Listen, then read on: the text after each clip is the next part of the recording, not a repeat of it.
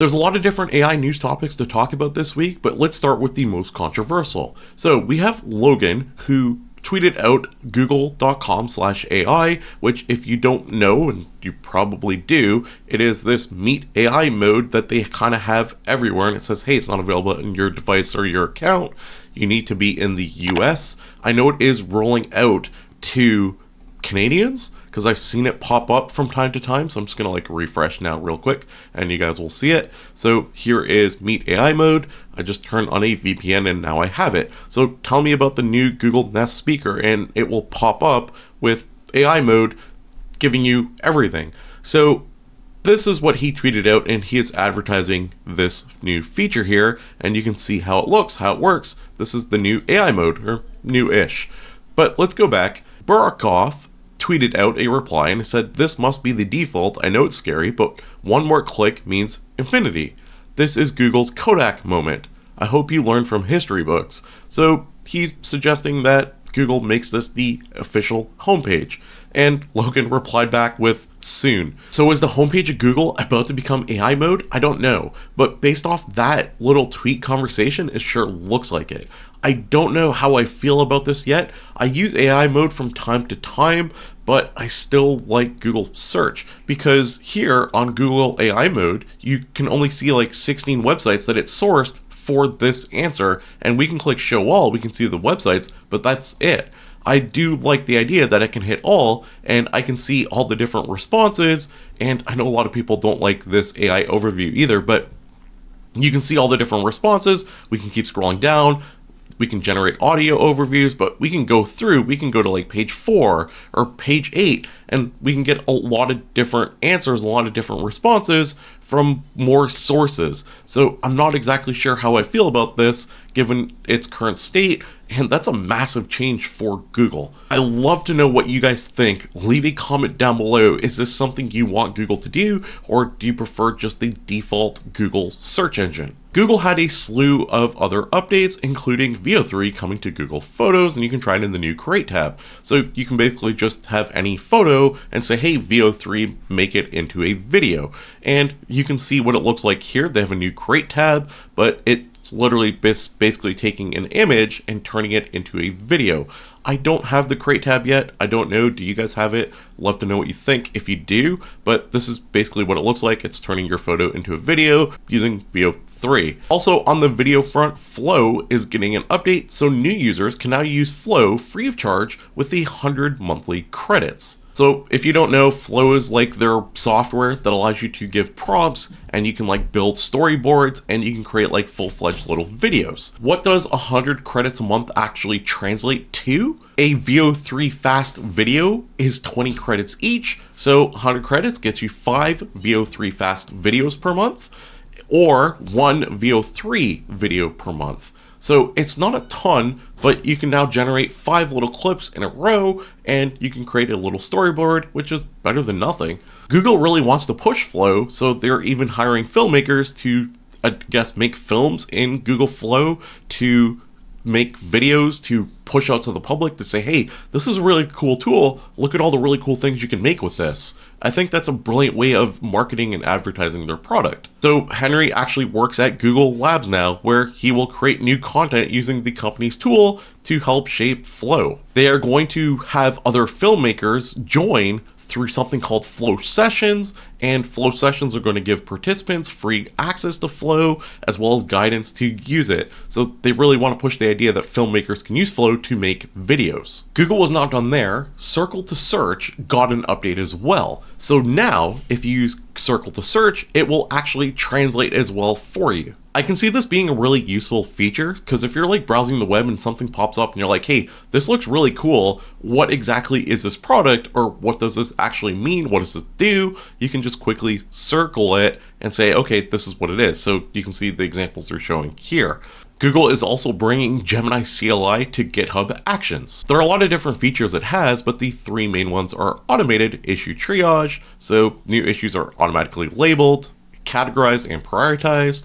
There's AI-powered pull request reviews, so pull requests can be reviewed by Gemini before a real human checks it. So it will look for potential bugs and correctness. So That's pretty cool. And then there's also on-demand collaboration via commands. So now you can just go in there and say /review, /triage, /write tests, and it will trigger an action to make Gemini work. And the whole concept, what they're going for, is they want Gemini to act like a conversational collaborator inside your repository. So if you use GitHub a lot, this will make a lot of sense to you, and I think it's pretty useful. One of my favorite AI tools, NotebookLM, also got an update. So now when you're in the audio overview, you have different options. So we can do deep dive, which is a conversation unpacking the topic. They're diving into the topic like with a deep dive, they're going into more detail. We can also have brief. So if you want like a bite-sized interview, a bite-sized podcast, you can do that as well. They can critique it. There can be a debate. You can adjust the length, the language.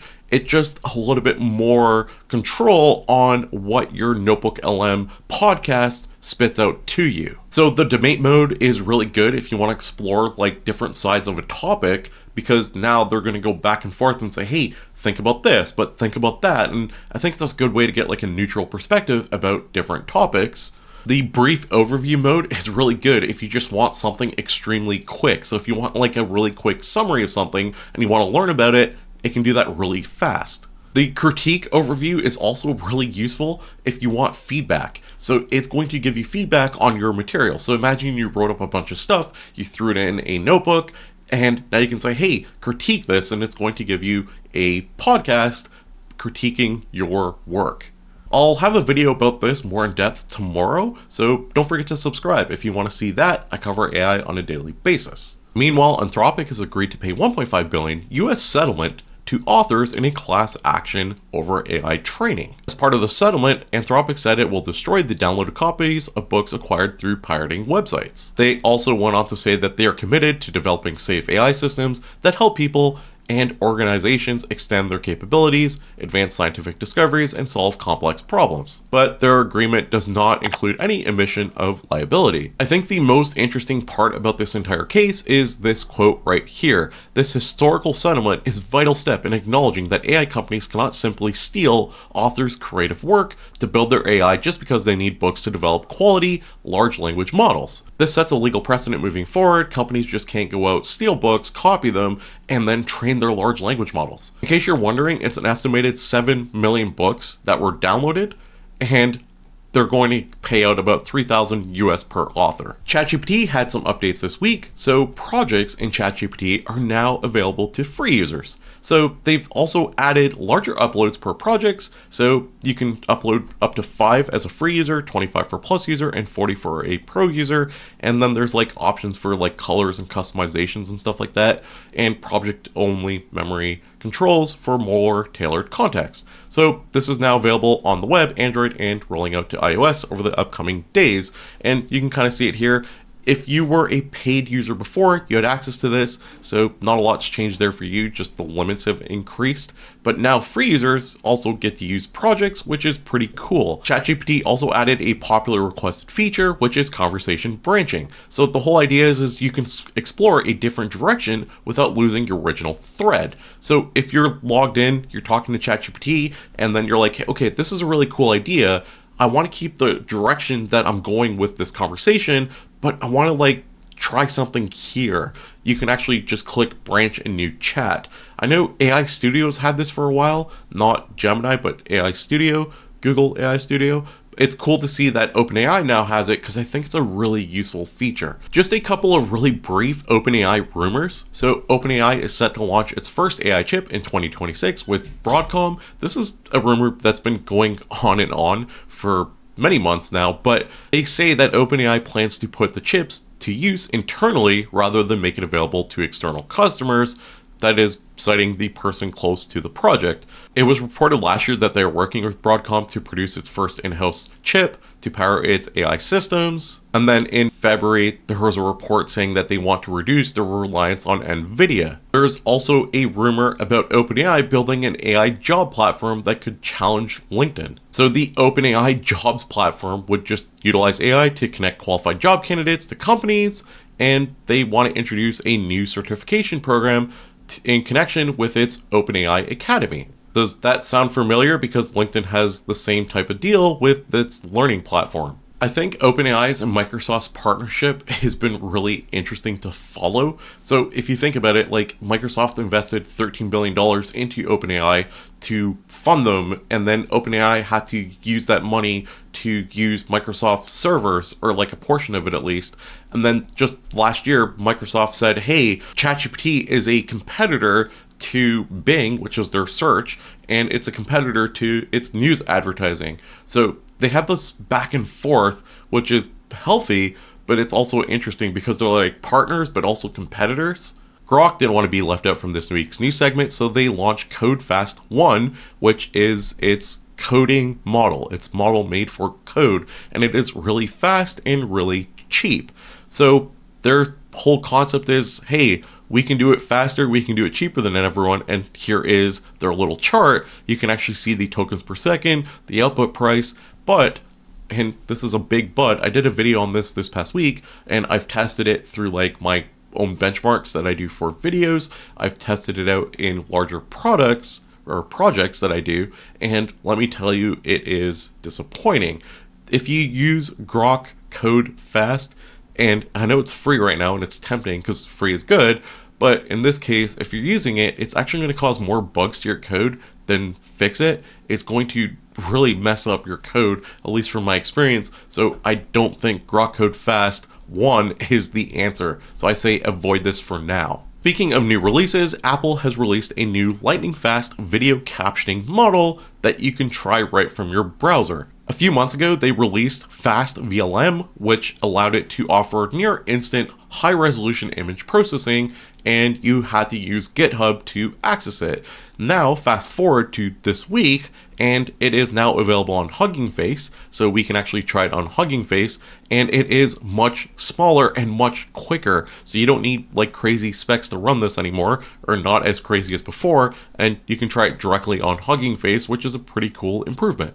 WordPress had a conference this past week which introduced something called Telex, which is an AI tool that simplifies website building. So you can kind of see what it looks like here. It's experimental. You can use it to build blocks. The whole idea is you can vibe code now on WordPress to create your own plugins, which you can try on your own WordPress, and then you can say, hey, I have this plugin doing something that I couldn't do before. So say you want to make a contact form, or you want to make like animated text.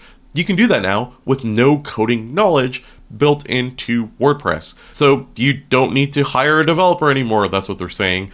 And I wonder how well it works. It's something I would love to try to see how complex of a WordPress plugin you can make. Is it only for simple ones like, hey, a contact form without technical knowledge? Or can you make it really advanced? And that would be something fun to try. But the tool does align with their goal, which they want to have website creation available to everyone regardless of their coding background or skill. So it makes a lot of sense to have a vibe coding tool built into WordPress.